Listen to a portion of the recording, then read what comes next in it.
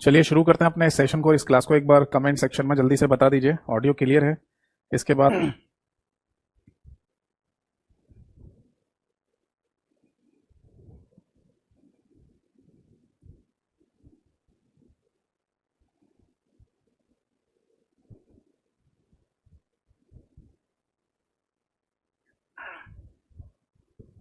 ठीक है जी, everything is okay now.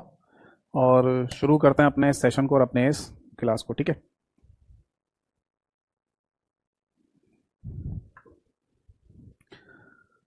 तो क्लास को शुरू करने से पहले वही 1 मिनट का गाइडेंस आप सभी लोगों को देना चाहूँगा। ठीक है, जो मैं हमेशा देता हूँ आपको। ठीक है जी, जिससे आपकी तैयारी एक बेहतर तरीके से हो पाएगी। ठीक, तो 1 मिनट का समय शुरू होता है अब। देखिए, क्लास में जितनी मैं थ्योरी आपको करा रहा हूँ ये मोर देन सफिशिएंट है। इससे ज़्यादा कहीं से थ्योरी मत पढ़ना, ना तो किसी किताब से और ना ही किसी पीडीएफ फाइल से। ठीक है, मतलब किसी और की पीडीएफ फाइल से। आपको थ्योरी जितनी करा रहा हूँ ये मोर देन सफिशिएंट है। ठीक है, इसको सुनिए, समझिए और लिखिए भी अगर लिख सकते हैं तो। ठीक है, इसके अलावा एमसीक्यू प्रैक्टिस करते रहिए। और एमसीक्यू प्रैक्टिस के लिए आप जाइए सबसे पहले मेरे यूट्यूब चैनल पर, जिसका नाम है कंप्यूटर बाय यतेंद्र सर। वहां पर 2 चीजें देखिए, एक तो कम्युनिटी वाला सेक्शन, मैं वहां पर डेली बेसिस पर कुछ ना कुछ क्वेश्चन डालता हूँ। आप उनके आंसर करेंगे तो आपको यही फीलिंग आएगी कि आप एक मॉक टेस्ट दे रहे हैं। अब उनका अगर एक्सप्लेनेशन आपको जानना है तो आप चले जाओ प्लेलिस्ट वाले सेक्शन में। वहां पर MCQ practice for all exam के नाम से एक प्लेलिस्ट बना रखी है मैंने। वहां पे मैंने एमसीक्यू प्रैक्टिस कराए हुए हैं क्लासेस के थ्रू। तो आप है ना उन क्लासेस को देख सकते हैं, जितनी है उन्हें भी देखिए और आगे जितनी भी आए उन्हें भी देखिए।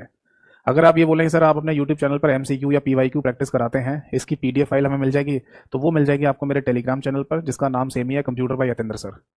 ठीक है, अगर किसी को ये दोनों चैनल नहीं मिल रहे हों तो आप मुझे सीधे टेलीग्राम या व्हाट्सएप किसी पर भी अपने बैच का नाम लिखकर मैसेज कर दीजिएगा।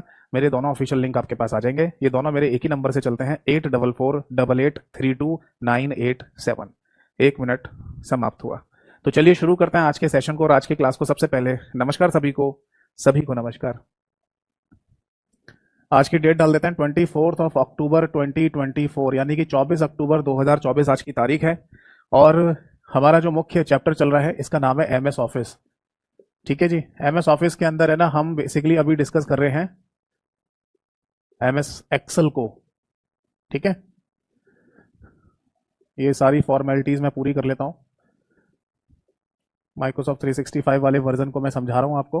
ठीक है, बट ये नहीं है कि हम केवल इसी वर्जन को ही पढ़ रहे हैं। जितने भी शुरू से लेकर अब तक चेंजेस या बदलाव हुए हैं वो सब भी मैं आपको जहां जहां जरूरत होगी बताता जाऊंगा। ठीक है, एमएस एक्सेल को अगर एक शब्द में बोलना हो तो हम इसको स्प्रेडशीट प्रोग्राम के नाम से बोल देंगे।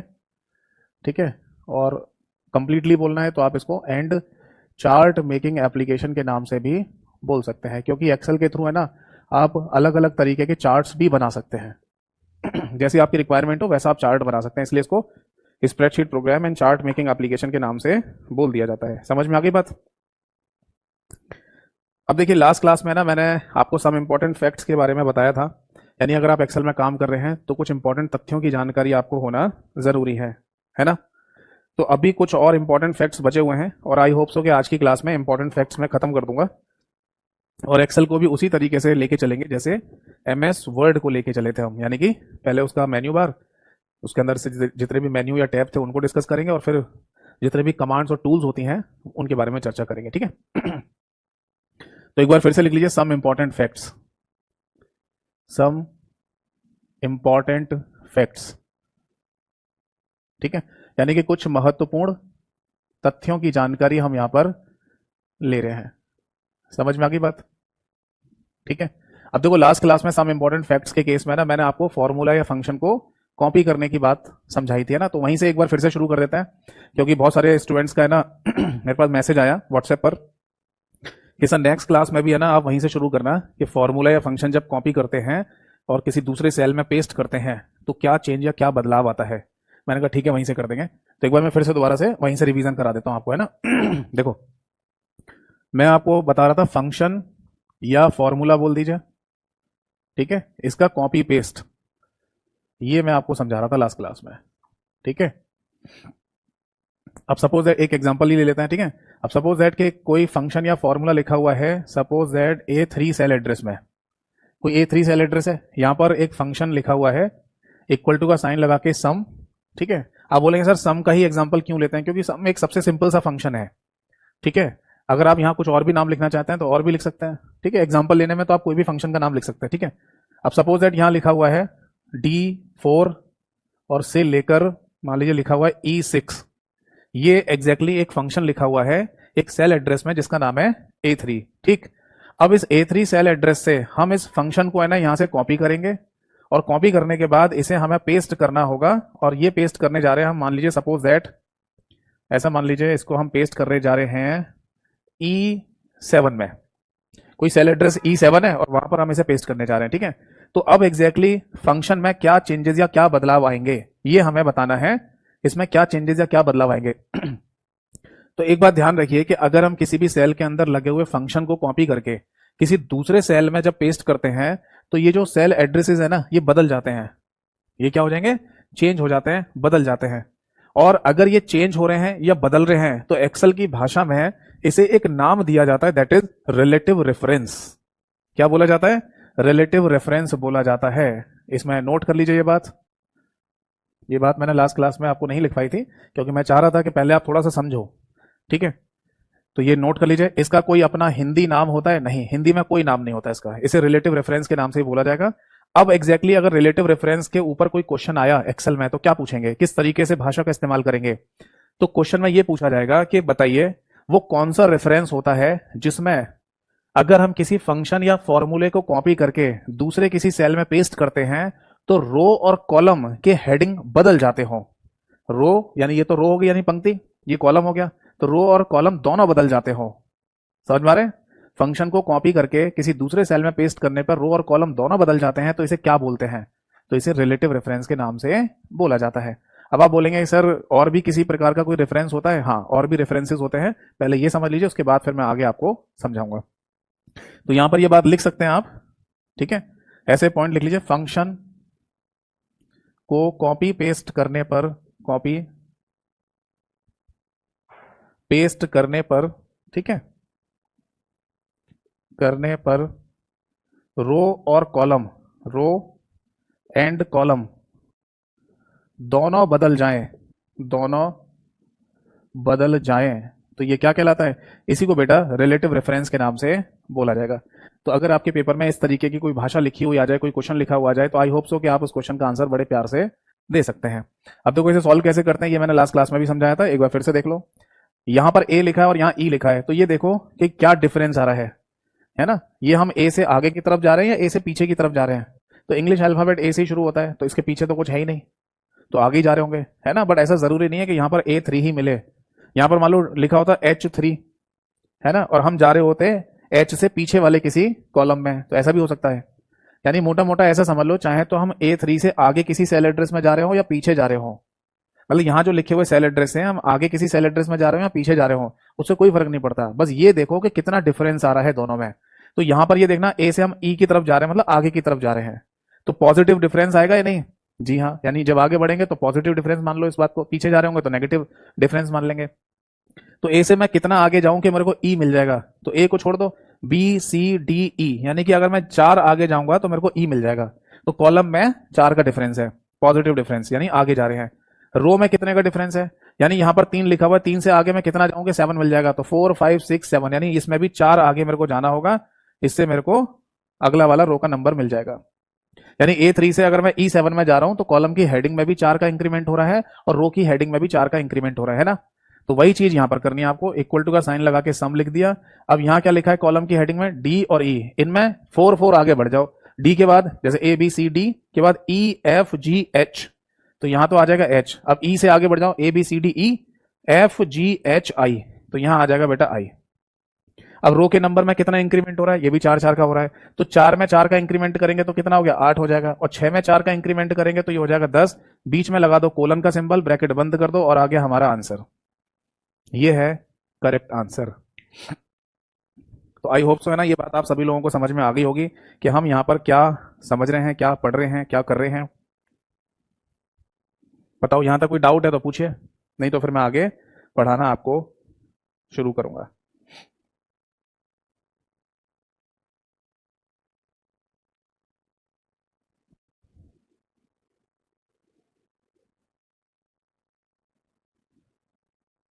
बताओ जी, समझ में आ गई बात या नहीं। ठीक है, नोट कर लीजिए। एक तो आप है ना ये नोट कर लेना कि रिलेटिव रेफरेंस का मतलब क्या होता है, फंक्शन को कॉपी पेस्ट करने पर रो और कॉलम दोनों बदल जा रहे हो। देखो यहाँ पर कॉलम भी बदल गया, कॉलम की हेडिंग, और रो का जो नंबर है वो भी यहाँ पर बदल रहा है, तो इसे रिलेटिव रेफरेंस कहते हैं। एक बात और लिख लेना, अगर इनकेस आपसे ये पूछ लिया जाए कि हमारे एमएस एक्सेल में बाय डिफॉल्ट यानी कि स्वतः ही कौन सा रेफरेंस होता है, कौन सा ही मतलब कौन सा रेफरेंस स्वतः ही आ रहा होता है, तो उसे रिलेटिव रेफरेंस ही कहते हैं। यानी कि नॉर्मली जब आप एक्सेल की शीट में ऐसा कुछ कर रहे होंगे, तो जब कॉपी करके पेस्ट कर रहे होंगे तो इसे रिलेटिव रेफरेंस ही कहते हैं, तो इसे बाय डिफॉल्ट भी कह सकते हैं। ठीक है ना, ऐसा इसलिए मैं लिखवा रहा हूं क्योंकि और भी रेफरेंसेस होते हैं जिनकी जानकारी अभी मैं आपको दूंगा। ठीक है, तो इसे नोट कर लीजिए कि रिलेटिव रेफरेंस हमारा बाय डिफॉल्ट रेफरेंस कहलाता है। ठीक, एक क्वेश्चन और करना चाहेंगे, कर लो एक क्वेश्चन और, कमेंट सेक्शन में आंसर दीजिए क्या होगा। चलो यहाँ चेंज कर देता हूं मैं, यहाँ लिख देते हैं H4 और यहाँ लिख लीजिए जस्ट सपोज दैट J9। अब बताओ, और यहां पर मैं कर देता हूं दैट इज I8। अब बताओ क्या सही आंसर होगा यहां पर, एक बार कमेंट सेक्शन में बताइए सही आंसर, इसके बाद फिर हम आगे के पार्ट को डिस्कस करेंगे। क्वेश्चन अभी भी सेम ही है, ठीक है, क्वेश्चन अभी भी सेम ही रहेगा। यानी कि अगर A3 सेल एड्रेस में आपने अगर फंक्शन लिखा है ये, और इसे अगर आप कॉपी करके I8 में पेस्ट करते हैं, तो बताओ क्या चेंजेस या बदलाव आएंगे, बताइए कमेंट सेक्शन में। बाकी मैं बता दूं आपको, ए से लेकर आई तक जाना है तो ए को छोड़ दो, B C D E F G H I, यानी कि +8 का इंक्रीमेंट हो रहा है, और 3 से लेके आगे कितने तक जाना है आपको, 8 तक, तो 5 का इंक्रीमेंट हो रहा है। तो रो के नंबर में 5 का इंक्रीमेंट और कॉलम की हेडिंग में 8 के इंक्रीमेंट को हम यहाँ पर देख रहे हैं। तो वही चीज यहाँ कर लो, तो पहले कॉलम के हेडिंग में 8 इंक्रीमेंट कर लो, तो एच दे रखा है तो एच को छोड़कर आगे 8 की तरफ जाइए, है ना। तो A B C D E F G H छोड़ दो, IJKLMNOP, तो यहाँ आ जाएगा बेटा P। अब जे है तो जे को छोड़ना है, ABCDEFGHIJKHIJ, तो जे को छोड़ दो, KLMNOPQR, तो यहाँ आ जाएगा बेटा R। इसमें गड़बड़ी नहीं होनी चाहिए, चाहे भली उंगलियों पे काउंट कर लो चाहे लिख लो, अगर आगे पीछे एक आध कर दिया तो आंसर गलत हो जाएगा। और ऐसे ऑप्शन आपको जरूर मिलेंगे जिनमें आगे पीछे की ऑप्शन दे रखे हो, जैसे यहाँ R दे रखा है ना, तो एस वाला ऑप्शन भी होगा, पी वाला ऑप्शन भी होगा, ताकि आप मिस्टेक कर पाए। और रो के नंबर में कितना इंक्रीमेंट हो रहा है, 5 का इंक्रीमेंट, तो 4 में 5 जोड़ देंगे तो 9 आ जाएगा, और 9 में 5 जोड़ देंगे तो ये 14 हो जाएगा। ठीक है, ये आ गया हमारा फाइनल आंसर, यानी P9R14 is the right answer. ठीक है, चलो अब फाइनली है ना मैं, अच्छा एक बात और, अगर आप इसे एग्जैक्टली नोट कर रहे हैं तो नोट कर लो, नहीं तो आपको पता ही है, जैसा कि मैं हमेशा से बताता हुआ आ रहा हूँ, मेरा टेलीग्राम चैनल है कंप्यूटर बाय यतेंद्र सर के नाम से, जिसकी जानकारी क्लास की शुरुआत में मैंने आपको दी थी। वहां पर है ना MS एक्सेल नाम की कंप्लीट क्लास PDF मौजूद है, जिसमें एज इट इज ये सब लिखा हुआ है। तो आप चाहें तो उस PDF फाइल को डाउनलोड करके जैसे भी चाहें वैसे रिवीजन कर सकते हैं, पढ़ सकते हैं। समझ में आ गई बात। चलो अब आगे देखो, ये तो था रिलेटिव रेफरेंस। ठीक है, हाँ देखो विशाल ने आंसर दिया था P9R14, अंकित ने लिखा है Q9S14। देखो गड़बड़ी हो गई ना, ये नहीं होना चाहिए। आप एक देख लिया ना, कागज पे लिख के कर लो या उंगलियों पे निकाल लो, पर गड़बड़ी नहीं होनी चाहिए। अब देखो आगे, इसके बाद है ना हम आगे बढ़ेंगे, तो एक रेफरेंस और होता है यहाँ पर जिसे हम मिक्स रेफरेंस के नाम से बोलते हैं। हेडिंग डालिए, एक्सेल में मिक्स्ड रेफरेंस। बीते कुछ समय पहले एक पेपर हुआ है जहां पर इस मिक्स रेफरेंस को लेकर क्वेश्चन भी पूछा गया था पेपर में। ठीक है, तो ये भी इंपॉर्टेंट पार्ट है, मिक्स्ड रेफरेंस। देखो इसमें क्या होता है, जैसे क्वेश्चन थोड़ा सा इजी लेंगे इस बार, जैसे A4 सेल एड्रेस है यहाँ पर, ठीक, और इस A4 सेल एड्रेस में हमने लिखा इक्वल टू का साइन लगाकर सम। ठीक, और अब हम क्या करेंगे, यहाँ पर ब्रैकेट में जो सेल एड्रेसेस है ना, उन सेल एड्रेसेस में डॉलर सिंबल का इस्तेमाल करेंगे। कैसे, जैसे यहाँ लिख दो सपोज दैट, यहाँ लिख दीजिए B, ठीक है, और डॉलर का सिंबल लगाइए बीच में और यहाँ 4 लिख दो। आप बोलेंगे सर ऐसा क्यों लिख रहे हैं, ऐसा लिखना पड़ता है हमें मिक्स रेफरेंस में, क्या मीनिंग होगा वो समझा दूंगा आपको, है ना, पहले लिख लो। और इसके बाद यहाँ कोलन का सिंबल लगा हुआ है और यहाँ लिख दीजिए दैट इज D, और फिर डॉलर का सिंबल और यहाँ लिख दीजिए 5। ठीक, तो हमने है ना किसी सेल एड्रेस A4 में एक फंक्शन लिखा इक्वल टू का साइन लगाकर सम, और ब्रैकेट में कुछ इस तरीके से लिख दिया। इससे आपको पता इससे क्या दिख रहा है आपको, ये B और 4, यानी कि जो सेल एड्रेस B4 होता है, बस उसी को है ना हमने ऐसे लिख दिया B और 4 के बीच में डॉलर का सिंबल लगा के। ऐसे ये D5 लिखा हुआ है, यानी कि सेल एड्रेस D5 की हम बात कर रहे हैं, बट D और 5 के बीच में डॉलर का सिंबल लगा दिया हमने, बस। समझ आ गया सभी को। तो अगर ऐसा लिखा हुआ आया है तो इसको मिक्स रेफरेंस के नाम से बोला जाता है। अब हम क्या करेंगे, इस A4 में लगे हुए इस फंक्शन को कॉपी करेंगे और इसे हमें पेस्ट करना है किसी दूसरे सेल में। तो सपोज दैट कि हम इसे पेस्ट करने जा रहे हैं D5 के अंदर। सारे मिलते जुलते हो जाएंगे, तो एक थोड़ा चेंज कर लो। D6 के अंदर है ना, हम इसे पेस्ट करने जा रहे हैं। तो बताइए यहाँ पर क्या चेंज या बदलाव आएगा सेल एड्रेसेस में, यहाँ क्या चेंज आएगा? ठीक है जी। तो पहले तो ये चेक कर लो कि इसमें डिफरेंस कितना आ रहा है। आप A4 से D6 में जा रहे हैं, तो A से D जा रहे हैं, तो A को छोड़ दो, B C D, यानी कि 3 का इंक्रीमेंट हो रहा है कॉलम की हेडिंग में। और 4 से लेके 6 की तरफ जाएंगे तो 2 का इंक्रीमेंट हो रहा है रो के नंबर में, पंक्ति के नंबर में। ठीक, अब यहां क्या करना है आपको, उसमें वो है मेन इंपॉर्टेंट बात। ये ध्यान रखिएगा कि ये जो मिक्स रेफरेंस है, क्या बोल रहे हैं इसको, मिक्स्ड रेफरेंस, इसमें है ना हमें ऐसा कुछ देखने को मिल रहा है जैसे ए और बीच में डॉलर का सिंबल और यहां लिख दिया 1। तो अगर ऐसा कभी कोई सेल एड्रेस आपको दिखाई दे कि कॉलम और रो की हेडिंग के बीच में आपको डॉलर का सिंबल दिखाई दे, तो यहां पर एक कंडीशन आएगी, और वो कंडीशन है that is row does not change. Row does not change, ये पॉइंट आपको ध्यान में रखना है। हिंदी में क्या कहा जाएगा, पंक्ति नहीं बदलेगी, पंक्ति नहीं बदलेगी। यानी कि अगर आप इस फंक्शन को अगर कॉपी करके पेस्ट करेंगे तो दूसरे वाले सेल में जाकर पंक्ति नहीं बदलेगी, तो फिर क्या बदल जाएगा, कॉलम बदल जाएगा, यानी स्तंभ बदल जाएगा। ये इसमें एक हिडन बात भी है जो हमें लिखने की जरूरत भी नहीं है। जैसे अगर मैं यहां कह रहा हूं कि रो नहीं बदलेगी तो कॉलम बदल जाएगा, ऐसे दिमाग में रखना है। हर बात को लिखने की जरूरत नहीं होती है, जो नहीं बदलेगा वो लिख लो बस, रो नहीं बदलेगी। तो इसका मतलब यह है कि जो रो का नंबर है ना वो नहीं बदलेगा, कॉलम की हेडिंग बदल जाएगी। तो हमने यहां पर जो डिफरेंस निकाला था इसकी हमें जरूरत भी नहीं है, यहां पर इसकी हमें जरूरत भी नहीं है यहां पर। तो क्या बदलेगा, केवल कॉलम बदलेगा। तो कॉलम में कितना चेंज आ रहा है, 3 का। तो यहां देखो क्या लिखा है, बी, तो बी को छोड़ दो, C D E, तो यहां आ जाएगा बेटा E, और यहां D लिखा हुआ है तो D को छोड़ने का 3 आगे बढ़ जाइए, ABCDEFG, तो यहां आ जाएगा G। अब बाकी सब चीजें कैसे लिखी जाएंगी, ये जो 4 लिखा है उसे एज इट इज 4 लिख दो, ये जो 5 लिखा है उसे एज इट इज 5 लिख दो, और डॉलर का सिंबल जैसे लग रहा था वैसे लगा दो। ये आ गया आपका आंसर। अब पेपर में कैसे पूछेंगे, पेपर में बिल्कुल एज इट इज लिख के दे देंगे और बोलेंगे कि बताइए कि A4 में ये फंक्शन लगा हुआ है, अगर हम इसे कॉपी करके D6 में पेस्ट कर रहे हैं तो बताओ सही आंसर क्या आएगा। तो एज इट इज लिखा हुआ होगा एक ऑप्शन में, वही हमारा सही आंसर होगा। बताइए बात समझ में आ गई या नहीं।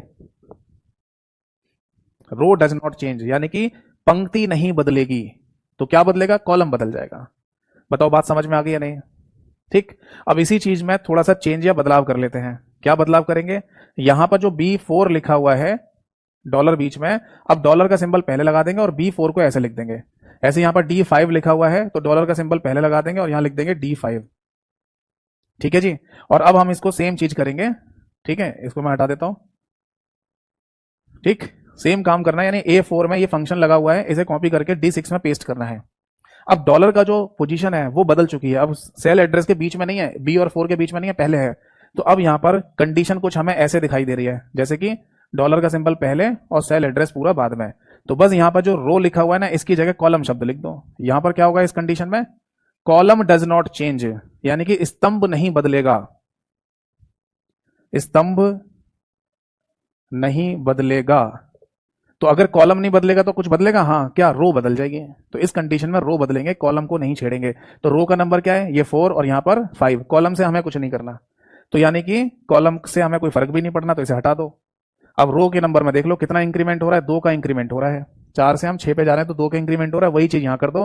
रो के नंबर में 2 इंक्रीमेंट करेंगे तो 6 आ जाएगा, 5 में 2 इंक्रीमेंट करेंगे तो 7 आ जाएगा। डॉलर का सिंबल जैसा है वैसे ही रहेगा, जैसा कॉलम की हेडिंग है वैसी ही रहेगी, और बीच में लगा देंगे कोलन का सिंबल। ये आ गया आपका आंसर।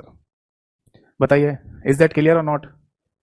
तो अगर मिक्स रेफरेंस आपसे पूछ लिया जाए, चाहे तो थ्योरेटिकल क्वेश्चन बनाकर, चाहे ऐसा न्यूमेरिकल क्वेश्चन बनाकर, आप दोनों तरीके से ही आंसर दे सकते हैं। बस कंडीशन याद रखना कि सेल एड्रेस के बीच में अगर डॉलर का सिंबल आ रहा है तो उसमें रो डज नॉट चेंज, यानी कि पंक्ति नहीं बदलती। और अगर डॉलर पहले आ रहा है सेल एड्रेस से तो कॉलम डज नॉट चेंज, यानी कि कॉलम यानी स्तंभ नहीं बदलेगा। ठीक है, नोट कर लीजिए। तो ये था मिक्स रेफरेंस का कॉन्सेप्ट जो मैंने आपको समझाया। अब आगे देखिए, इसके बाद है ना अगला एक और रेफरेंस आता है हमारे सामने जिसे एब्सोल्यूट रेफरेंस के नाम से बोलते हैं। Absolute reference. देखो ऐसा हो सकता है कि एक बार को ये जो मिक्स रेफरेंस मैंने आपको समझाया इसका क्वेश्चन शायद ना पूछा जाए, है ना, या बार बार कभी पेपर में रिपीट ना हो। बट एब्सोल्यूट रेफरेंस का केस और जो सबसे पहला बताया मैंने रिलेटिव रेफरेंस, इन दोनों केसेस को तो जरूर पूछा जाता है पेपर में। अक्सर ये क्वेश्चन हमें देखने को मिल जाते हैं। तो अब इसमें क्या करना है, ठीक है, देखो कुछ चीजें सेम रखेंगे। यहां से ये B4 और D5 को अब कुछ अलग तरीके से लिखेंगे। क्या लिखना है हमको, देखो यहां क्या लिखा था B4 और D5, तो हमें डॉलर का सिंबल लिखना है, फिर बी लिखना है, फिर डॉलर का सिंबल और 4। अब जो B4 सेल एड्रेस है उसको ऐसे लिखेंगे, बी से पहले भी डॉलर का सिंबल और 4 से पहले भी डॉलर का सिंबल। यहाँ क्या लिखा था D5, तो डी से पहले भी डॉलर का सिंबल और 5 से पहले भी डॉलर का सिंबल। तो एब्सोल्यूट रेफरेंस में कुछ इस तरीके से आपको फंक्शन लिखा हुआ दिखाई देगा। क्वेश्चन में ऐसे लिख के देते हैं कि बोलेंगे A4 में अगर ये फंक्शन लिखा हुआ है और अगर हम इसे A4 से D6 में पेस्ट कर रहे हैं, कॉपी करके पेस्ट कर रहे हैं, तो बताइए यहां क्या नया फंक्शन या फॉर्मूला बन के आएगा। तो इसका सही आंसर क्या होगा, देखो इसका सही आंसर होगा डॉलर का सिंबल B, डॉलर का सिंबल 4, डॉलर का सिंबल D और डॉलर का सिंबल 5। आप बोलेंगे सर ये तो आपने एज इट इज ऊपर वाली कॉपी करके पेस्ट कर दिया, यहाँ पर जो यहाँ लिखा हुआ वही आपने यहाँ लिख दिया। जी हाँ, इसका मतलब नो चेंज। कॉलम की हेडिंग में और रो के नंबर में कोई भी चेंज नहीं होगा अगर आप एब्सोल्यूट रेफरेंस की बात कर रहे हैं तो ये बात आप यहां पर नोट कर सकते हैं कि एब्सोल्यूट रेफरेंस का मतलब क्या है। अगर आप एब्सोल्यूट रेफरेंस इस्तेमाल कर रहे हैं किसी फंक्शन में तो ये नोट कर लीजिए। फॉर्मेटिंग इसकी ये है, जैसे A1 कोई सेल एड्रेस है तो A से पहले भी डॉलर का सिंबल और 1 से पहले भी डॉलर का सिंबल, ये इसकी फॉर्मेटिंग है। और लिख लीजिए column and row does not change, does not change. Hindi में लिखना है तो हिंदी में लिख लो, स्तंभ और पंक्ति दोनों में से कोई भी नहीं बदलेगी, स्तंभ और पंक्ति दोनों में से कोई भी नहीं बदलेगी। बताओ जी, बात समझ में आ गई या नहीं? ठीक है, नोट कर लीजिए। तो फाइनली है ना, मैंने आपको बताया कि एक्सेल में ना रेफरेंसेस का भी कॉन्सेप्ट मौजूद है, जिसमें 3 तरीके के रेफरेंसेस होते हैं। एब्सोल्यूट रेफरेंस जिसमें दोनों चीजें बदलेंगी, कॉलम और रो दोनों, है ना। ये बाय डिफॉल्ट रेफरेंस भी होता है, ठीक, यानी कि जब आप फंक्शन को कॉपी पेस्ट कर रहे होते हैं तो उसे रिलेटिव रेफरेंस ही बोलते हैं। बट अगर आप मिक्स रेफरेंस यूज करते हैं तो उसमें 2 कंडीशन है। अगर सेल एड्रेस के बीच में डॉलर का सिंबल है तो उसमें रो नहीं बदलती है, कॉलम बदलता है। बट अगर मिक्स रेफरेंस में एक और कंडीशन की बात करें जिसमें सेल एड्रेस से पहले अगर आपको डॉलर का सिंबल दे रखा है तो उसमें column does not change, row change, यानी रो बदलती है केवल। और अगर एब्सोल्यूट रेफरेंस की बात करें तो ना तो कॉलम की हेडिंग और ना ही रो का नंबर कुछ नहीं बदलेगा, ठीक है। चलिए,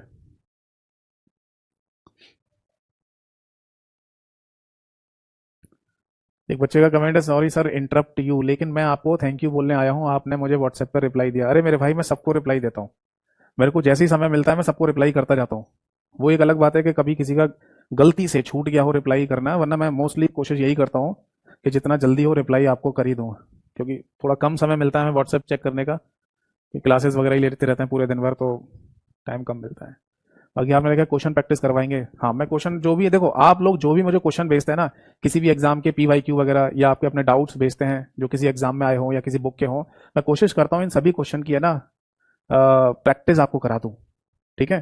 तो बस प्रैक्टिस के लिए मेरा यूट्यूब चैनल फॉलो करते रहिए और कुछ करने की जरूरत नहीं है। सबसे पहले कम्युनिटी पोस्ट में जाओ, वहाँ क्वेश्चन आंसर करिए, मॉक टेस्ट जैसी फीलिंग आएगी और उनका एक्सप्लेनेशन आपको मिल जाएगा प्लेलिस्ट वाले सेक्शन में। एक प्लेलिस्ट है MCQ practice for all exam, ठीक है। तो ये समझ में आ गया। एक बच्चे ने लिखा है ऑटो फिल क्या होता है। ऑटो फिल मैंने लास्ट क्लास में बताया तो था, आप है ना लास्ट क्लास में जाइए और लास्ट क्लास में ऑटो फिल का जो कॉन्सेप्ट समझाया था उसको पढ़ के आइए। ऑटो फिल की तो मैंने बहुत सारी कंडीशन बताई थी आपको, ठीक है। तो ये समझ में आ गया रेफरेंसेस क्या होता है, ठीक है। अब हम है ना आगे की तरफ बढ़ते हैं और एक और इंपॉर्टेंट पॉइंट आता है एक्सेल में जब हम काम कर रहे होते हैं, और वो है अगर कोई मैथमेटिकल इक्वेशन दे रखी है तो उसको कैसे सॉल्व किया जाता है, वो मैं आपको और बता दूं, ठीक है। तो इसे है ना हेडिंग ऐसे डालना, ऑर्डर ऑफ प्रेफरेंसेस, प्रीफरेंसेस, ठीक है। ऑर्डर ऑफ प्रेफरेंसेस का मतलब मतलब कि अगर आप कोई ऑपरेशन करने जा रहे हैं तो उसका क्रम क्या होगा, ठीक है। ऑर्डर ऑफ प्रेफरेंसेस का मतलब आपको किसी फंक्शन या फॉर्मूले में ना क्रम फॉलो करना है, क्या है मैं समझाऊंगा अभी। इस इंग्लिश में ऐसे ही बोलते हैं ऑर्डर ऑफ प्रेफरेंसेस। देखो सपोज दैट के है ना आप अपनी एक्सेल की शीट में, ये है आपकी एक्सेल की शीट, और ये बात आपको पता है कि एक्सेल की शीट में आपको कॉलम्स दिखाई देते हैं यानी कि स्तंभ, और इसके बाद रोज यानी कि पंक्तियां दिखाई देती हैं। कॉलम की हेडिंग होती है ABCD करके और रो की हेडिंग होती है 1 2 3 करके, है ना। अब आप है ना किसी भी सेल में आप डायरेक्टली इक्वल टू का साइन लगाकर एक मैथमेटिकल फंक्शन, मतलब मैथमेटिकल इक्वेशन भी लिख सकते हो। जरूरी नहीं है कि आपको है ना ऐसा कोई प्री डिफाइंड शब्द ही लिखना पड़े, जैसे इक्वल टू लगा के सम लिख रहे हो ना, ऐसा जरूरी नहीं है। मैथमेटिक्स में आप एक चैप्टर पढ़ते हो ना, और उस चैप्टर का नाम क्या होता है, सिंप्लीफिकेशन, या शायद नंबर सिस्टम भी उसे कहा जाता है, जिसमें सिंप्लीफिकेशन वाले क्वेश्चन करने होते हैं। इस तरीके के क्वेश्चन एग्जाम्पल के लिए लिख देता हूं यहां पर, कि आपसे पूछा जाएगा कि यहां लिखा हुआ है 100/20 + 10 और यहां मल्टीप्लाई बाय 4, ऐसे लिख कर देते हैं ना मैथमेटिक्स में क्वेश्चन, और बोलेंगे बताओ जल्दी से सॉल्व करके इसका सही आंसर क्या आएगा। तो इसको सिंप्लीफिकेशन वाले क्वेश्चन बोला जाता है। ठीक, तो बेसिकली है ना, इस तरीके के जो क्वेश्चंस हैं इनको अगर एक्सेल में किया जाए तो कैसे सॉल्व करेंगे। अब देखो, आप इसके लिए क्या करेंगे, किसी भी सेल में जहां आपकी मर्जी हो वहां इक्वल टू का साइन लगाइए और बस ये पूरा का पूरा लिख दीजिए। ठीक है, तो सपोज दैट कि मैं यहां पर A1 सेल एड्रेस में एक इस तरीके की इक्वेशन लिखने जा रहा हूं, यानी इक्वल टू का साइन लगाकर मैं लिखूंगा 100/20 + 10 और मल्टीप्लाई बाय 4। तो अगर मैंने ऐसा लिखा तो इसका सही आंसर क्या आएगा और यहां पर कौन सा रूल फॉलो करना होगा, किसे पहले फॉलो करेंगे, ये चीज है ना हम यहां पर समझने जा रहे हैं। ठीक है, हाँ, अब जैसे एक बच्चे ने लिखा सर बॉड मास का रूल लगाकर किया जाता है। ठीक है, अब देखो बॉड मास रूल क्या कहता है। अगर हम मैथमेटिक्स की बात कर रहे हैं तो बॉड मास रूल ये कहता है, बी का मतलब है ब्रैकेट, ओ का मतलब ऑफ, डी का मतलब डिवीजन, एम का मतलब मल्टीप्लिकेशन, ए का मतलब एडिशन और एस का मतलब सब्ट्रैक्शन। तो अगर आप मैथमेटिक्स की बात करें तो क्या आप कभी किसी ऐसी इक्वेशन में सब्ट्रैक्शन को पहले सॉल्व कर सकते हैं एडिशन से पहले? बताओ। जैसे सपोज दैट इक्वेशन बना लेते हैं, एक और एग्जांपल, जैसे इक्वल टू का साइन लगाकर यहां पर भी इक्वल टू का साइन लगा दो, क्योंकि एक्सेल की बात चल रही है तो एक्सेल में इक्वल टू का साइन लगाए बिना फंक्शन फॉर्मूले की कोई बात ही नहीं हो सकती है ना, क्योंकि इक्वल टू का साइन लगाना ही पड़ता है। तो इक्वल टू का साइन लगा के लिखें तो ज्यादा बेहतर है। तो अगर सपोज दैट कि मैं यहां ये लिखूं, समझना इस बात को सभी लोग, है ना, जैसे मैं यहां लिखूं 100 - 50 + 20, अब इसका आंसर क्या आना चाहिए आपके अकॉर्डिंग, बताइए।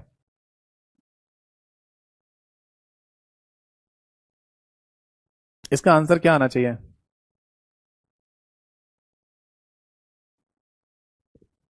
अब देखो इसका आंसर क्या आएगा, आप पहले पॉजिटिव नंबर को जोड़ लेंगे, है ना, और पॉजिटिव नंबर को जोड़ने के बाद माइनस कर देंगे, है ना, तो इसका आंसर आ जाएगा।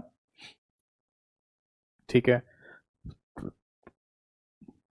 सेम ही आएगा इसमें, तो कुछ और लेके देखते हैं।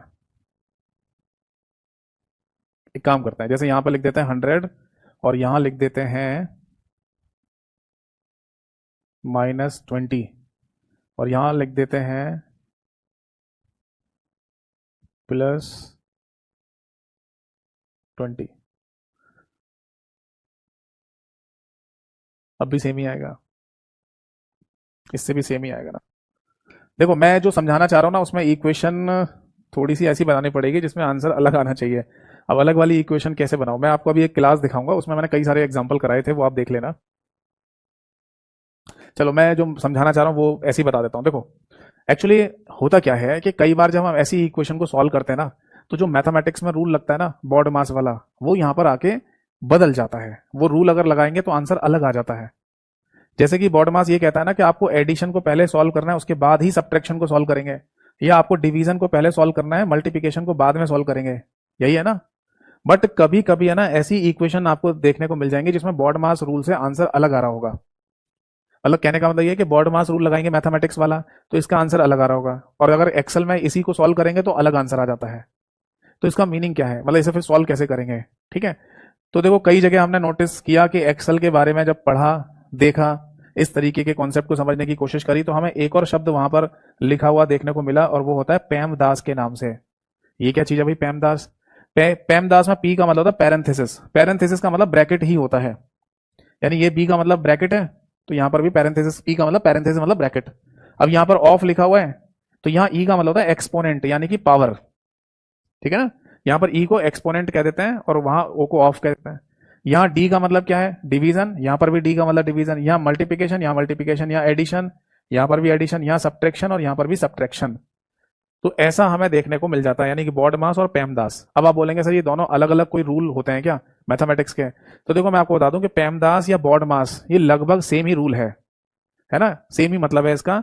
बट एक्चुअली कहीं कहीं पर मैथमेटिक्स जब पढ़ाई जाती है, जैसे कि अमेरिका में, मैंने थोड़ा सा इसके बारे में रिसर्च किया था, तब पता चला कि शायद अमेरिका में बॉड मास रूल या बॉड मास शब्द का इस्तेमाल ना करके पेमदास का इस्तेमाल करते हैं वो लोग। शायद आंसर अलग नहीं आता होगा, है ना, मैथ की इक्वेशन अगर सॉल्व करते होंगे तो चाहे पेमदास से निकाल लो चाहे बॉड मास से निकाल लो, आंसर सेम ही आता होगा। तो ये जो शब्द है ना ये बेसिकली मैथमेटिक्स वाले हैं और लगभग इन दोनों का मतलब सेम ही होता है, ये बात आपको ध्यान रखनी है। ठीक है, अब आ जाते हैं एक्सेल में। एक्सेल में जब हम है ना इस तरीके की इक्वेशन को सॉल्व करते हैं, अब वो इक्वेशन हम पेमदास से कर लें चाहे बॉड मास से कर लें, कई बार है ना हमारा आंसर अलग आ जाता है। तब फिर हम यहां पर क्या कंसीडर करें, हम इसे सही आंसर कैसे निकालें। तो देखो मैं आपको बता रहा हूं इसे सॉल्व करने का तरीका। देखो इसके कई सारे स्टेप्स होते हैं। सबसे पहला स्टेप तो ये ध्यान रखना ही होता है हमें एक्सेल में कि हम इक्वल टू का साइन लगा जहां से शुरू हो रहा है वहीं से है ना लेफ्ट से राइट की तरफ इक्वेशन को सॉल्व करेंगे, यानी कि जो पहले पढ़ता जाएगा उसी को सॉल्व करते जाएंगे। पहली बात तो ये है। जैसे बॉड मास रूल की अगर हम बात करें मैथमेटिक्स में, तो हम ये देखते हैं ना कि देखो यहाँ मल्टीप्लिकेशन है तो पहले, या यहाँ पर डिवीजन है तो इसको सॉल्व कर लो, फिर मल्टीप्लिकेशन वाले को कर लो, है ना, फिर एडिशन को करेंगे, फिर सब्ट्रैक्शन करेंगे। तो कभी हम यहाँ सॉल्व कर रहे होते हैं, कभी यहाँ कर रहे होते हैं, कभी ऐसे मिला जुला के सॉल्व कर लेते हैं। बट एक्सेल में आपको बिल्कुल इक्वल टू के साइन से लेफ्ट से राइट की तरफ ही सॉल्व करते जाना है। बट इसमें भी कंडीशन है, जैसे कि स्टेप नंबर 2। स्टेप नंबर 2 का मतलब यह है कि अगर आपको इस इक्वेशन में जो लिखी हुई है, इनमें अगर आपको कोई पावर या फिर कोई ब्रैकेट मिलता है, ब्रैकेट एंड पावर अगर मिलती है, तो उसे सॉल्व कर लो सबसे पहले, ठीक है, बट राइट से लेफ्ट की तरफ। यानी अगर ब्रैकेट आपको दिखाई दे तो ब्रैकेट को पहले खोल लेना, पावर दिखाई दे तो पावर को सॉल्व कर लो पहले, ठीक।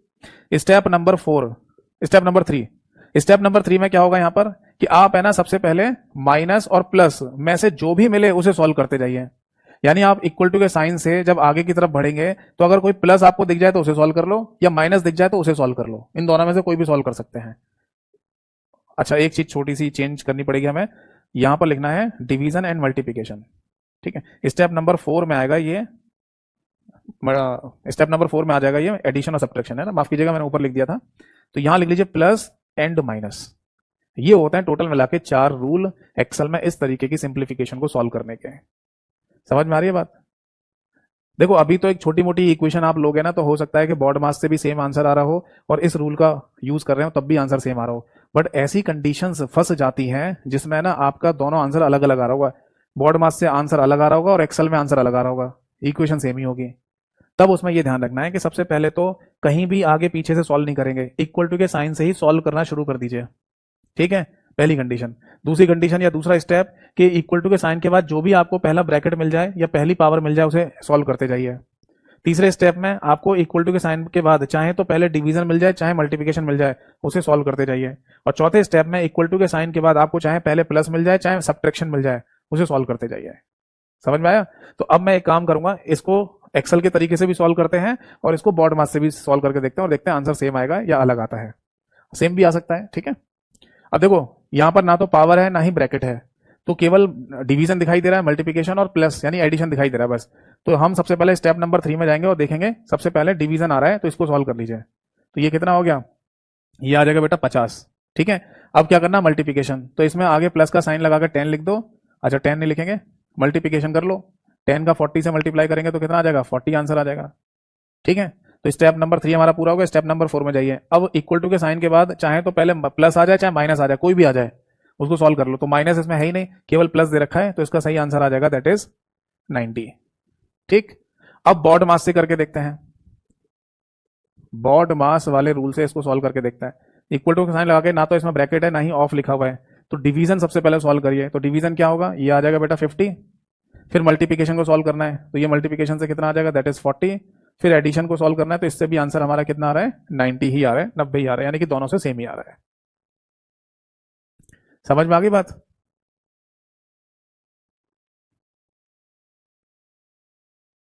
एक बच्चे ने लिखा है 5 आ रहा है, 5 कैसे आएगा भाई?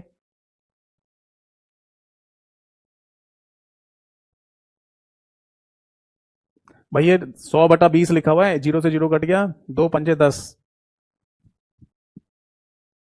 ओ हो। अच्छा ठीक है ठीक है ठीक है, समझ गया समझ गया समझ गया, वो मैंने जीरो एक्स्ट्रा लिख दिया, ठीक है माफ कीजिएगा, वो मैंने जीरो एक्स्ट्रा लिख दिया था। वो मैंने बोला था वही कि जीरो से जीरो कट गया, बट जीरो मैंने लिख दिया था, यानी 5 आएगा ना। और ये यहाँ पर क्या लिखा है, दैट इज प्लस का सिंबल, और ये मल्टीप्लिकेशन यानी कि 40 हो जाएगा, तो इसका टोटल आंसर आ जाएगा दैट इज 45 यानी कि 45, ठीक है। चलिए माफ कीजिएगा। तो ये 5 आंसर आएगा और ये हो गया 40 और ये हो गया 45, है ना। तो यहाँ पर भी सेम ही आएगा, ये भी 5 हो जाएगा और ये 40 और ये आ जाएगा 45, ठीक है जी, 45। तो फाइनली है ना, हमने ये देखा कि मैथ, अगर हम बॉड मास रूल की बात करें मैथमेटिक्स की, या फिर अगर हम एक्सेल की बात करें, तो दोनों में यहाँ पर सेम ही आंसर आ रहा है, बट ऐसा हमेशा नहीं होता है। तो देखो मैं आपको ना एक क्लास दिखाने जा रहा हूँ, उस क्लास में मैंने कई सारे एग्जाम्पल कराए थे, तो ये क्लास आपका एक होमवर्क है और इस क्लास को है ना आपको देखना है, ठीक है। अभी आपको मेरे कंप्यूटर का डिस्प्ले कैप्चर दिखाई देगा और मैं एक वेब ब्राउजर ओपन करने जा रहा हूँ, इसका नाम है माइक्रोसॉफ्ट एज, जो कि विंडोज ऑपरेटिंग सिस्टम का बाई डिफॉल्ट वेब ब्राउजर है। और अब हम यहाँ पर खोलेंगे यूट्यूब को। तो आपको मैंने बताया था मेरा एक यूट्यूब चैनल भी है, कंप्यूटर बाई यतेंद्र सर के नाम से, ठीक है। तो उसे सर्च कर लेते हैं, कंप्यूटर बाय यतेंद्र सर। ये मेरा चैनल है, आप यहाँ पर जाएंगे, ठीक है, पहले तो इसे सब्सक्राइब कर लीजिएगा। और यहाँ पर प्लेलिस्ट वाले सेक्शन में जब आप जाओगे ना, तो एक प्लेलिस्ट बनाई हुई है मैंने, MCQ practice for all exam, ये वाली, ठीक है। अब इसमें है ना आई थिंक 15 या 16 नंबर की क्लास है, जिसमें मैंने कई सारे एग्जाम्पल कराए थे। मैं देख लेता हूँ, शायद 15 नंबर की क्लास ही है।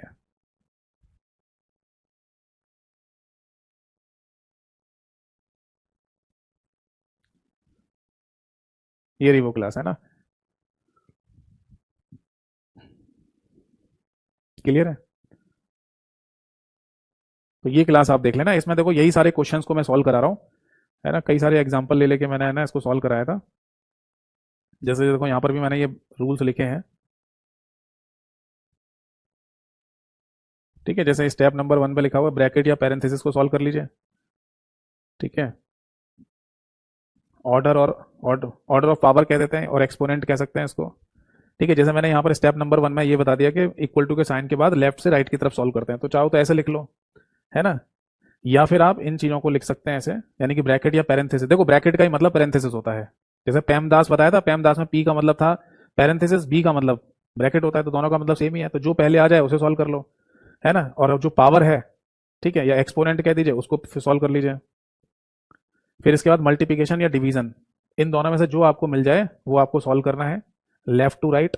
और एडिशन सब्ट्रैक्शन की बात करेंगे तो उसको भी सॉल्व कर लीजिए लेफ्ट टू राइट, यानी जो इन दोनों में से पहले मिल जाए उसे सॉल्व कर लेते हैं। तो इसमें कई सारे एग्जाम्पल कराए थे मैंने, ठीक है। तो ये क्लास है ना, आप जरूर देख लेना। क्या हो गया, ब्लैक कैसे हो गया, ये आ गया, ठीक है। तो इनमें क्या होगा ना, आप इन क्वेश्चन को जब आप बॉड मास से है ना सॉल्व करने की कोशिश करेंगे ना, तो हो सकता है कि यहाँ पर आंसर आपका चेंज आ जाए, अलग आ जाए। तो इसलिए इस क्लास को आप एक बार देख लेना। अब आ जाता हूं मैं आपके सामने,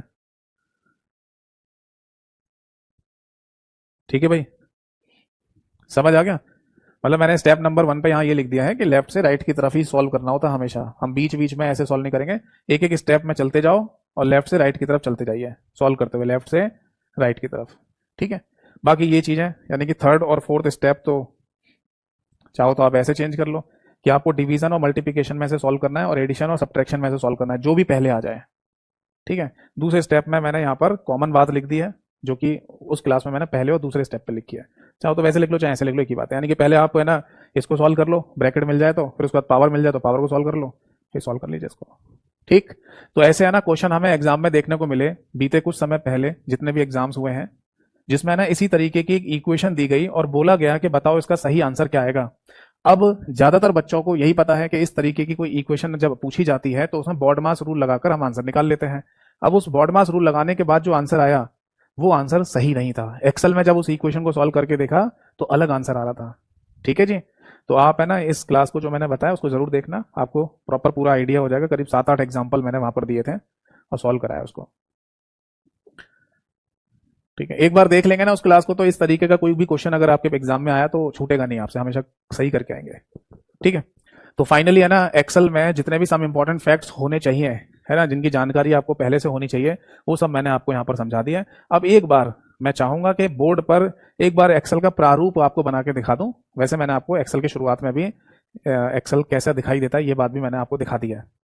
एक्सेल जब एक्सेल पे जब हम काम करते हैं ना, तो एक्सेल की फाइल और एक्सेल की एप्लीकेशन कैसे खुलती है ये भी मैं आपको दिखा चुका हूँ, बट मैं बोर्ड पर आपको फिर से है ना एक बार बना के दिखाना चाहूंगा कि एक्सेल दिखता कैसे है, जैसे एमएस वर्ड को दिखाया था। इसमें कुछ इंपॉर्टेंट बातें हैं, ठीक है, वो याद रखिएगा, ठीक। ये एमएस एक्सेल की एप्लीकेशन है। जब आप एमएस एक्सेल एप्लीकेशन को ओपन करेंगे तो ये ध्यान रखिए कि सबसे पहले एप्लीकेशन खुलती है और एप्लीकेशन के अंदर है ना एक्सेल की फाइल खुलती है। तो एप्लीकेशन को भी बंद किया जा सकता है अलग से और फाइल को भी बंद किया जा सकता है अलग से, बट ये ध्यान रखना होता है कि फाइल को अलग से अगर बंद कर रहे हैं तो एप्लीकेशन खुली रहेगी, बट जब एप्लीकेशन को बंद करेंगे तो फाइल अपने आप बंद हो जाती है एप्लीकेशन के साथ, ठीक है ना। यानी एप्लीकेशन को बंद करने की शॉर्टकट की क्या है, ऑल्ट प्लस F4, जिसमें एप्लीकेशन और फाइल दोनों बंद हो जाएंगे। बट अगर केवल फाइल को बंद करना है तो इसकी शॉर्टकट की कंट्रोल प्लस W, जिसमें फाइल बंद होगी एप्लीकेशन बंद नहीं होगी, ठीक है। अब देखो यहां पर भी है ना सबसे ऊपर की तरफ आपको क्या दिखाई देगा, दैट इज टाइटल बार। और टाइटल बार में भी यहां छोटे से एरिया में क्विक एसेस टूल बार दिखाई देगा, जैसा सेम एमएस वर्ड में था। और ये जो पट्टी आपको दिखाई दे रही है, इस पट्टी को बेसिकली टाइटल बार के नाम से बोल दिया जाता है। ठीक है, अब इस टाइटल बार में यहाँ पर आपको एक बीच में ऑप्शन भी मिलता है, जो कि एक नया ऑप्शन दिया गया है, और ये नया ऑप्शन है दैट इज सर्च का। यानी एक्सेल के रिगार्डिंग आपको किसी शब्द के बारे में पता है, केवल शब्द के बारे में, वो कैसे इस्तेमाल में लाया जाता है, कहाँ पर होता है, ये कुछ भी नहीं पता, तो आप यहाँ पर सर्च करके ढूंढ सकते हैं, जिसकी शॉर्टकट की ऑल्ट प्लस क्यू होती है। मान लो पूछ लिया जाए कि एक्सेल में अगर कुछ भी आपको सर्च करना है, ढूंढना है, तो एक नया न्यू सर्च ऑप्शन दिया गया है, इसकी शॉर्टकट की बताओ, तो आंसर है ऑल्ट प्लस क्यू।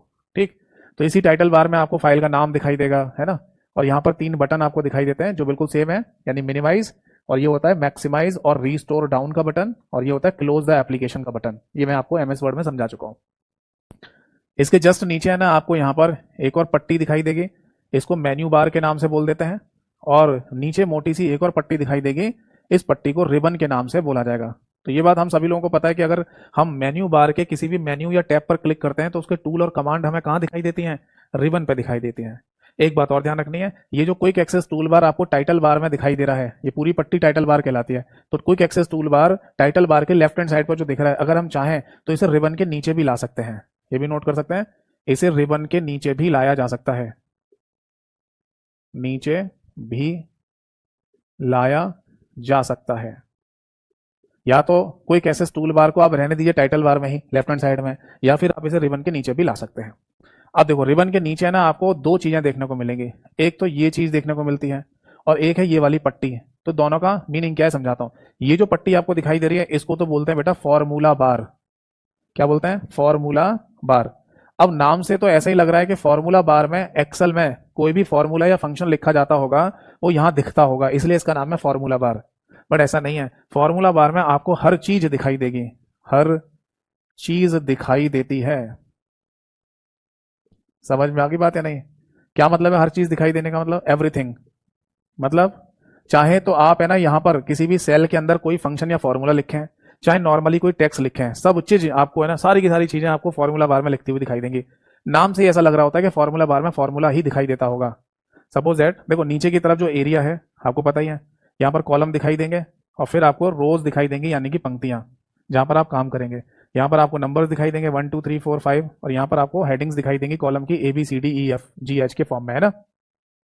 तो अगर हम किसी भी सेल में कोई फंक्शन या फॉर्मूला लिखें तो वो आपको यहाँ दिखाई देगा, बट अगर आप किसी भी सेल में मान लो अपना नाम लिखें तो वो भी आपको यहाँ पर दिखाई देगा। मेरा कहने का मतलब ये है, तो इस बात को याद रखना।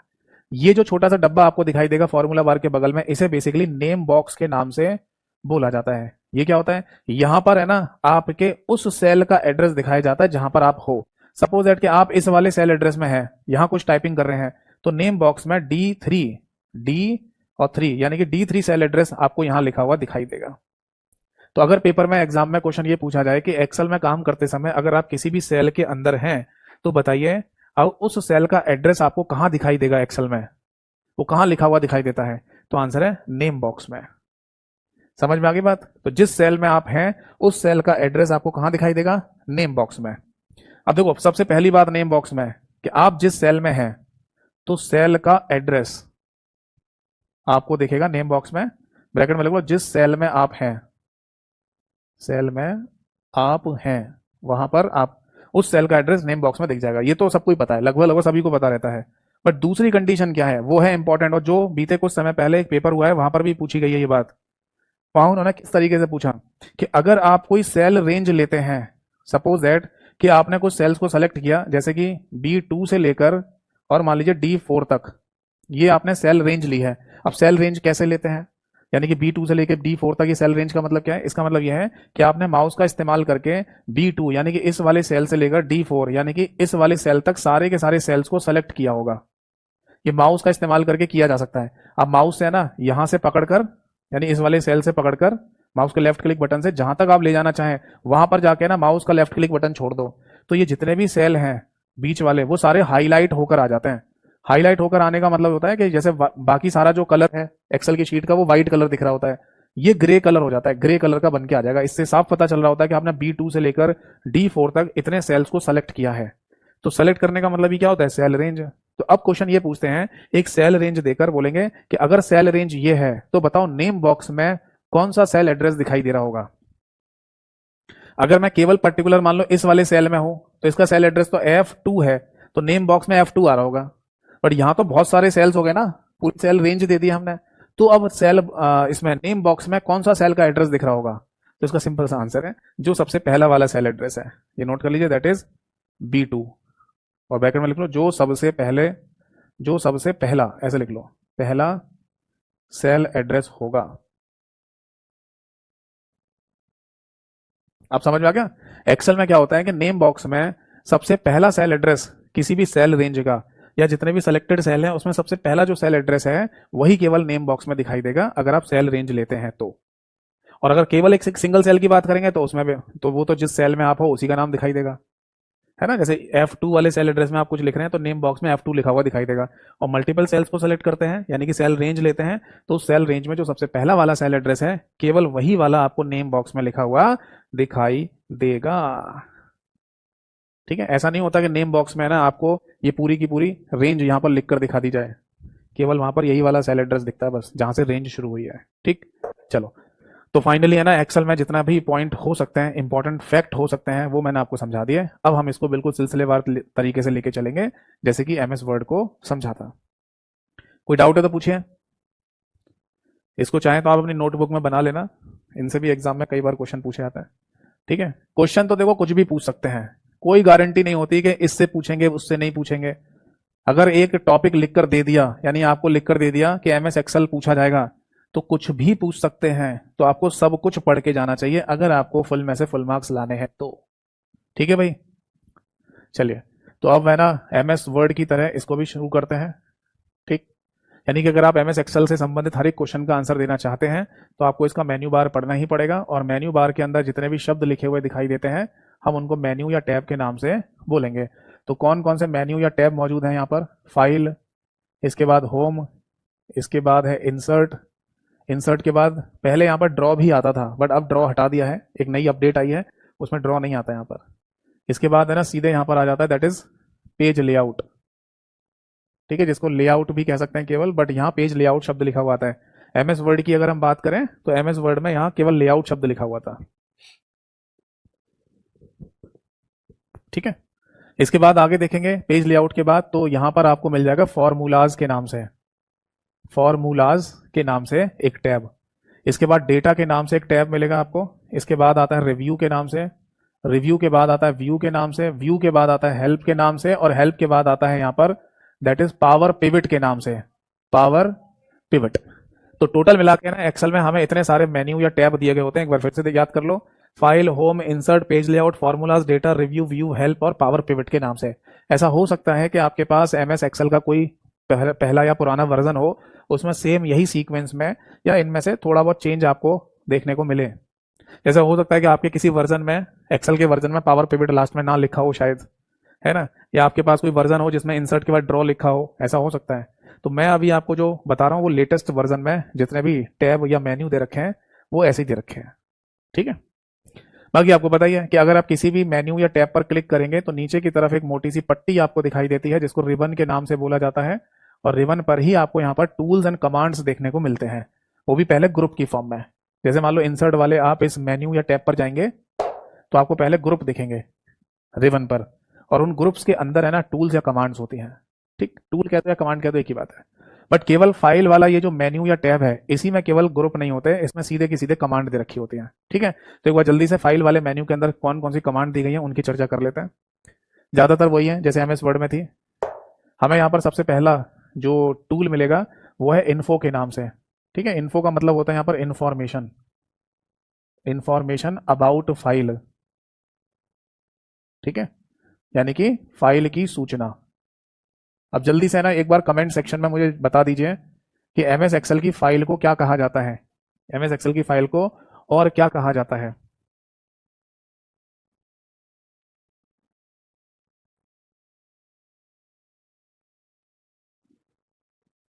बताइए। वेरी गुड, नवीन जी ने सबसे पहले आंसर दिया है और आंसर है वर्कबुक। याद है ना, ये ध्यान रखना, वर्कबुक शब्द का इस्तेमाल करते हैं फाइल के लिए। ठीक है, वैसे तो नॉर्मल MS एक्सेल फाइल बोल सकते हैं बट वर्कबुक शब्द का इस्तेमाल यहाँ पर किया जाता है। दूसरे नंबर पर यहाँ जो आपको टूल मिलेगा वो है न्यू के नाम से। इसका मतलब होता है न्यू वर्कबुक, न्यू वर्कबुक। ठीक है, यानी नई एक्सेल की फाइल।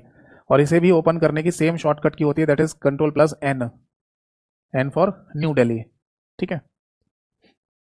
एक बच्चे ने लिखा बुक वन। मैं फाइल का बाय डिफॉल्ट नाम नहीं पूछ रहा था, मैं बस ये पूछना चाह रहा था कि फाइल को क्या कहा जाता है।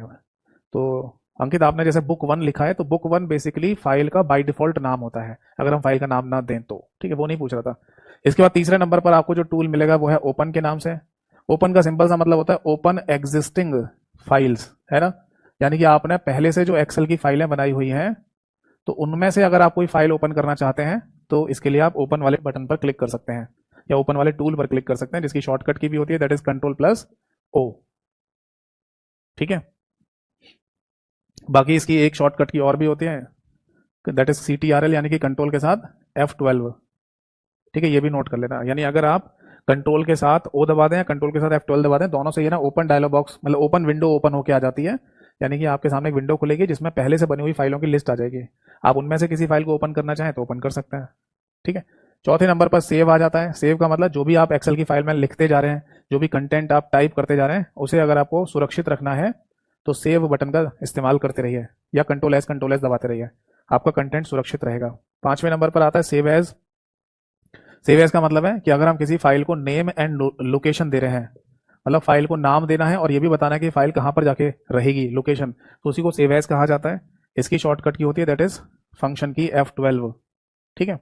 इसके बाद छठवें नंबर पर आता है दैट इज प्रिंट का ऑप्शन। यानी कि अगर आप एक्सेल की फाइल का प्रिंट निकालना चाहते हैं तो प्रिंट निकाल सकते हैं। इसकी शॉर्टकट की होती है दैट इज कंट्रोल+P, या फिर दूसरी शॉर्टकट की का इस्तेमाल भी आप कर सकते हैं, दैट इज CTRL+, यानी कि कंट्रोल+Shift+F12।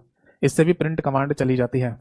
और एक मैंने कमांड और भी लिखवाई थी आपको MS वर्ड के टाइम पर, जिसे प्रिंट प्रीव्यू कहा जाता है। प्रिंट प्रीव्यू का मतलब एक्सेल में, मतलब जो प्रिंट आउट निकल के आएगा हमारे सामने, तो वो फाइनली जो प्रिंट आउट निकल रहा है कागज पर, ठीक है, उस पर, उसको निकालने से पहले कंप्यूटर की मॉनिटर स्क्रीन पर ही देख लेना कि फाइनल प्रिंट आउट कैसा निकलेगा। क्यों? क्योंकि सपोज दैट कि अगर हमने प्रिंट कमांड दे दी और प्रिंटर ने प्रिंट आउट निकाल के दे दिया, वो गलत निकला, तो हमारा टाइम भी वेस्ट हो रहा होता है, पेपर भी वेस्ट हो रहा होता है। इसलिए ज्यादातर लोग फाइनल प्रिंट कमांड देने से पहले प्रिंट प्रीव्यू करके देख लेते हैं। ठीक है, तो ये भी नोट कर लीजिए। ये यहाँ लिखा हुआ नहीं मिलेगा इस पूरी सीक्वेंस में, मैं बस अपने से लिखवा रहा हूँ आपको कि इसको प्रिंट प्रीव्यू कहा जाएगा। मतलब कागज पर प्रिंट निकालने से पहले कंप्यूटर की स्क्रीन पर ही देख लेना कि प्रिंट कैसा निकलेगा, उसे प्रिंट प्रीव्यू कहा जाता है, जिसकी शॉर्टकट की है दैट इज कंट्रोल+F2। ठीक, चलो नोट कर लीजिए। बाकी देखो और भी यहाँ पर कुछ है ना कमांड्स या टूल दिए गए होते हैं, जैसे कि एक्सपोर्ट नाम का टूल यहाँ पर भी मिल जाएगा आपको। ठीक है, 7वें नंबर पर लिख लीजिए एक्सपोर्ट। इसका मीनिंग है कि अगर आप एक्सेल की फाइल को PDF फाइल में कन्वर्ट करना चाहते हैं तो एक्सपर्ट टूल के थ्रू ये काम किया जा सकता है। तो एक्सपर्ट फाइल को PDF में कन्वर्ट करना, तो अगर आप कन्वर्ट करना चाहते हैं तो एक्सपोर्ट टूल का इस्तेमाल आप कर सकते हैं। ठीक है। एक टूल यहाँ पर और मिलेगा आपको, वो है शेयर का। शेयर का मतलब ये होता है कि अगर आप चाहते हैं कि एक्सेल की फाइल को आप माइक्रोसॉफ्ट कंपनी के क्लाउड स्टोरेज पर शेयर करना, तो इस टूल के थ्रू कर सकते हैं। ठीक है, तो माइक्रोसॉफ्ट कंपनी का क्लाउड स्टोरेज, क्या नाम है इसका बताइए। आपको मैंने पहले भी लिखवाया था MS वर्ड के टाइम पर कि माइक्रोसॉफ्ट कंपनी का क्लाउड स्टोरेज का नाम क्या है, that is Microsoft one drive. ठीक है, या MS वन ड्राइव। तो अगर आप है ना एक्सेल की फाइलें बना रहे हैं अपने कंप्यूटर के अंदर और आप चाहते हैं, है ना, अगर आप ये चाहते हैं कि ये फाइलें कहीं और भी सेव होती रहें, क्यों? क्योंकि अगर है ना कभी आपका कंप्यूटर खराब हो गया या चोरी हो गया, तो ये जितने भी फाइलें आपने बनाई हैं इनका अगर बैकअप करके कहीं पर आपने नहीं रखा हुआ है तो सारा कुछ डाटा चला जाएगा। तो इसलिए एक ऑप्शन है क्लाउड स्टोरेज का, क्लाउड भंडारण का। आजकल इंटरनेट बहुत ज़्यादा कॉमन हो गया है, तो किसी को कोई दिक्कत भी नहीं होती है इंटरनेट की, है ना, क्योंकि ये सब चीज़ें इंटरनेट से चलती हैं। तो आप अपने कंप्यूटर में एक्सेल की फाइल बनाते जाओ और क्लाउड स्टोरेज से कनेक्टिविटी कर दो, बस आपकी फाइलें आपके कंप्यूटर के साथ साथ क्लाउड स्टोरेज पे भी सेव होती जाती हैं। अगर इनकेस कंप्यूटर खराब हुआ या कंप्यूटर चोरी हो गया, तो आप दूसरा कंप्यूटर खरीद कर या दूसरे कंप्यूटर में किसी भी में आप इन क्लाउड स्टोरेज से उन फाइलों को वापस लाकर इस्तेमाल कर सकते हैं। तो माइक्रोसॉफ्ट क्लाउड स्टोरेज यानी कि MS ड्राइव पर फाइल्स को शेयर करना, यानी कि साझा करना चाहते हैं, तो आप इस शेयर नाम के टूल का इस्तेमाल कर सकते हैं। ठीक है, एक यहाँ पर टूल और भी दिया गया होता है जो कि MS वर्ड में नहीं था, और इस टूल को कहा जाता है basically that is power BI। Power BI basically ये टूल का नाम नहीं है, ये लिखो पहले, टूल का नाम है पब्लिश। यहां आपको लिखा हुआ मिलेगा पब्लिश, और इस पब्लिश नाम के टूल के अंदर है ना पावर BI का इस्तेमाल हो रहा होता है। अब आप बोलेंगे सर ये पावर बीआई क्या चीज़ है भाई? पावर बीआई का मतलब आप ऐसे समझ लो, ये है ना, ये एक एप्लीकेशन है। पावर बीआई भी एक एप्लीकेशन है माइक्रोसॉफ्ट कंपनी की, जिसके द्वारा आपके एक्सेल के डाटा को है ना एक रिपोर्ट की फॉर्म में बना दिया जाता है ना। ये बेसिकली जैसे बिजनेस डाटा नहीं होता, जैसे कोई कंपनी है, कोई ऑर्गेनाइजेशन है, या कोई सरकारी विभाग भी है, और उसके सारे डेटा को एक रिपोर्ट की फॉर्म में कन्वर्ट करना है आपको। रिपोर्ट मतलब समझ लो कि टेबल बनी हो, चार्ट वगैरह बने हो, ताकि किसी को जब ये चीज़ दिखाई जाए तो उसे आसानी से समझ में आ जाए। समझ रहे नहीं भाई? सपोज दैट, मान लीजिए कि है ना आपने एक्सेल की शीट में सारा का सारा डेटा भर दिया। ये एक्सेल की शीट है, यहाँ आपने लिख दिया 20, यहाँ लिख दिया 30, यहाँ लिख दिया 40, यहाँ लिख दिया 50, 60, 70, ऐसे भरते चले जा रहे हो। सारा का सारा सेल, सारे के सारे सेल्स में आपने ये डेटा भर दिया। तो जब इस शीट को आप किसी को दिखाओगे ना, तो उसे इतना सही से समझ में नहीं आएगा। वो बार बार पूछेगा कि भाई ये लाइन किसकी है, यहाँ ये क्यों लिखा है। बट इसी चीज को अगर आप एक चार्ट के रूप में दिखाएं, इस तरीके से चार्ट बना बना के ऐसे, तो उसे जल्दी समझ में आ जाएगा। परसेंटेज के फॉर्म में दिखा सकते हो, एक प्रॉपर टेबल के फॉर्म में अगर आप दिखाना चाहते हैं, है ना, टेबल बनी हो या नाम लिखे हो अलग से, कलरफुल नाम लिखे हो, फिर यहाँ पर डेटा लिखा हो, तो इस तरीके की है ना फॉर्मेट में अपने किसी एक्सेल शीट के डाटा को दिखाना चाहते हैं, तो इसे ऐसा बनाने के लिए ये पावर बीआई नाम की एप्लीकेशन यूज में लाई जाती है। ये इनबिल्ट एप्लीकेशन है, मतलब आप अपनी एक्सेल की शीट में जितना भी डाटा लिखा हुआ है, उसे लिखने के बाद इस पावर पब्लिश नाम के टूल का इस्तेमाल कीजिए, इस पर क्लिक करिए, तो ऑटोमेटिकली आपकी एक वर्चुअल विजुअलाइज रिपोर्ट बन के आ जाएगी, ऐसा बोला जाता है। कैसी रिपोर्ट? विजुअलाइज रिपोर्ट बोलते हैं उसको। ठीक है, तो बस ऐसा लिख लो, पावर बीआई एप्लीकेशन का इस्तेमाल करते हैं, डेटा विजुअलाइज। विजुअलाइज का मतलब होता है, विजुअल का मतलब दिखाई देना, है ना। तो एक डेटा विजुअलाइज रिपोर्ट बनाकर आपको ये दे देगा, और ये रिपोर्ट आप जिसको दिखाना चाहें उसको आप दिखा सकते हैं, वो आपके उस डेटा को अच्छे से समझ पाएगा। ठीक है भाई। और जनरली है ना ये एप्लीकेशन का इस्तेमाल है ना किसी बिजनेस डेटा को दिखाने के लिए ही किया जाता है। ठीक है, बिजनेस डेटा पर फोकस होता है बेसिकली। ठीक है, बिजनेस डेटा शब्द मैंने इसलिए लिख दिया क्योंकि ज्यादातर केस में जो कंपनियां वगैरह नहीं होती हैं, कोई भी कंपनी हो सकती है, जरूरी नहीं कि प्राइवेट कंपनी हो, भारत सरकार की जो कंपनियां हैं वो भी हो सकती हैं, तो वो अपना पूरा रिकॉर्ड दिखाना चाहती हैं कि हमारी कंपनी ने भारत सरकार के लिए कितना प्रॉफिट कमा के दिया है। ठीक है, वो सब भी अगर दिखाना है तो वो भी ऐसी रिपोर्ट्स बनाकर फिर आगे अधिकारियों को दिखा दी जाती हैं। ठीक है, और लास्ट में ना आपको एक और टूल मिल जाएगा, वो है क्लोज के नाम से। इस क्लोज का मतलब है that is close the file. Close the application नहीं है, ये ध्यान रखना, फाइल को क्लोज करना है, जिसकी शॉर्टकट की होती है Ctrl+W। आज की क्लास, आज की सभा यहीं पर समाप्त होती है। अब हमारी अगली नेक्स्ट जो क्लास होगी उसमें हम होम वाले मेन्यू या टैब से शुरू करेंगे, एक एक करके आगे बढ़ते जाएंगे, और सारे के सारे ये मेन्यू या टैब भी खत्म हो जाएंगे। ठीक है, थ्योरेटिकल वे में इसे खत्म करने के बाद फिर मैं आपको एक क्लास में प्रैक्टिकल करके दिखा दूंगा। ठीक है, और MS एक्सेल के मोस्ट इंपॉर्टेंट 100 क्वेश्चन की जो PDF फाइल है वो मैंने आपको टेलीग्राम चैनल पर पहले ही दे दी है। ठीक है, फिर इसके बाद पावर पॉइंट स्टार्ट कर लेंगे, सेम उसका भी मेथड रहेगा। पावर पॉइंट के 100 इंपॉर्टेंट क्वेश्चन की PDF फाइल अभी तैयार नहीं हुई है, जब तक हम पावर पॉइंट तक पहुंचेंगे तब तक तैयार हो जाएगी। ठीक है, अभी उसमें कुछ क्वेश्चंस रह गए हैं फाइल में, और कुछ चेक करना रह गया है कि कोई गलती ना हो जाए, है ना, वो मैं कर रहा हूँ जितना जल्दी हो सकता है। ठीक है भाई, तो आज की क्लास और आज की सभा यहीं समाप्त होती है। अगर किसी का कोई डाउट है इस टॉपिक से रिलेटेड या इससे हटके जो भी, तो आप मेरे से जल्दी से पूछिए, वरना मिलेंगे अगली क्लास में।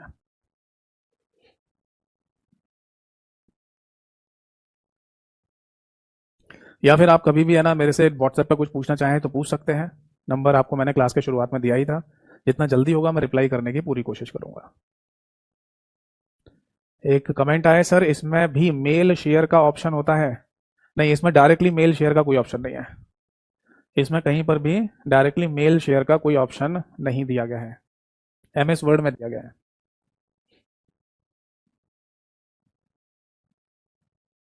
यहाँ देखो, होम लगभग लगभग वैसा ही है जैसे MS वर्ड था, इंसर्ट भी लगभग वैसा ही है, पेज लेआउट भी लगभग वैसा ही है जैसे MS वर्ड था, MS वर्ड में था। ये फॉर्मूला वाला आ जाता है अलग से, यानी कि एक्सेल में आप अपने काम को फॉर्मूला या फंक्शन के थ्रू जल्दी कंप्लीट कर सकते हैं कैलकुलेशन को, है ना। तो ये नया आ जाता है। डेटा में ज़्यादातर चीज़ें वो हैं, जैसे हम अपनी एक्सेल की फाइल में किसी दूसरी फाइल का डाटा इंपोर्ट कराना चाहते हैं, जैसे कोई डाटाबेस की फाइल है, या कोई मान लो टेक्स्ट फाइल है, या कोई और भी फाइलें बनी हुई है, उनका डाटा अगर आपको MS एक्सेल की फाइल में लेके आना है तो वो टूल दे रखे हैं इसमें ज़्यादा डाटा के अंदर। रिव्यू और व्यू वैसे ही है जैसे MS वर्ड में था। ठीक है, और हेल्प भी वही है, पावर पिवट थोड़ा सा अलग है। ठीक है, और पूछे? एक बच्चे ने लिखा है सर प्रैक्टिस सेट में एक क्वेश्चन था इक्वल टू फ्लोर 136,19।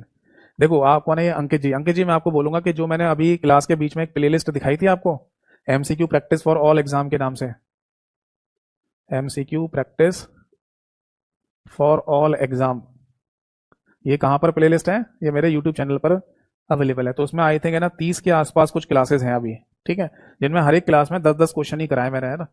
तो आप ये वाले क्वेश्चन वहां जाके कर सकते हैं जो आप पूछ रहे हो मेरे से। ये मैंने वहां पर बखूबी प्रॉपर तरीके से समझाए हुए हैं, ठीक है। इक्वल टू का साइन लगाकर है ना फ्लोर लिखिए, फिर क्या लिखा है आपने 136,19।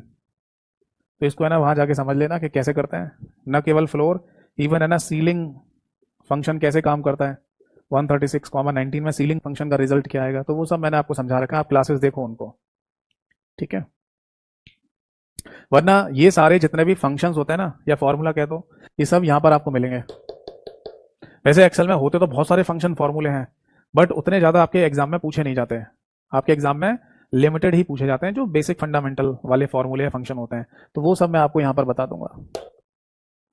आप इन क्लासेस को जरूर देखा करो, यहाँ पर बहुत सारी प्रैक्टिस है, बहुत सारी प्रैक्टिस, आपने सोचा भी नहीं होगा उस तरीके की प्रैक्टिस है यहाँ पर, और आगे भी मैं कराने जा रहा हूँ या कराऊंगा, ठीक है। आपको कहीं भी है ना मॉक टेस्ट देने की, कहीं पर भी कोई प्रैक्टिस क्लासेस देखने की जरूरत नहीं पड़ेगी अगर आप मेरे इन चीज़ों को फॉलो करते हैं तो, ठीक है। चलो फिर अगली क्लास में मिलेंगे, तब तक के लिए नमस्कार सभी को, जय हिंद, वंदे मातरम।